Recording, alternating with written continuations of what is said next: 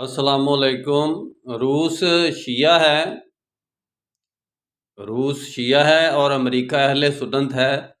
یہ ایک لطیفہ نہیں بلکہ یہ ایک پریکٹیکلی بات ہے کہ رشیا جتنے بھی شیعہ ممالک ہیں یا جن میں ان کی اکثریت ہے ان کو سپورٹ کر رہا ہے، ان کی کبھی خانہ جنگی دوسرے ممالک سے لڑوا کر اہل سنت والے سے یا دوسروں سے ان کے خلاف بغاوت پیدا کر کے ملک کے اندر یہ کام کروا رہا ہے۔ رشیا کا کام ہے اور بہت سارا اسلامک ورلڈ کا ایران کے ذریعے رشیا نے نقصان کیا، اور رشیا مین ایجنٹ ہے، اپنا ایران مین ایجنٹ ہے رشیا کا اس کام میں۔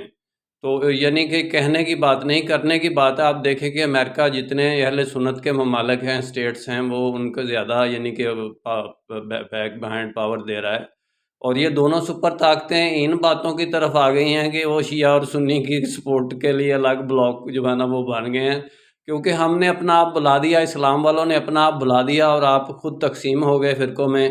تو اب دشمن کو بھی ہمیں نقصان پہنچانے کے لیے کافی اندازہ لگانا پڑتا ہے کہ کدھر سے نقصان پہنچایا جائے۔ یہ تو پتہ نہیں لگتا یہ کہ ہم درد کون ہے اور دوسرے کون ہیں۔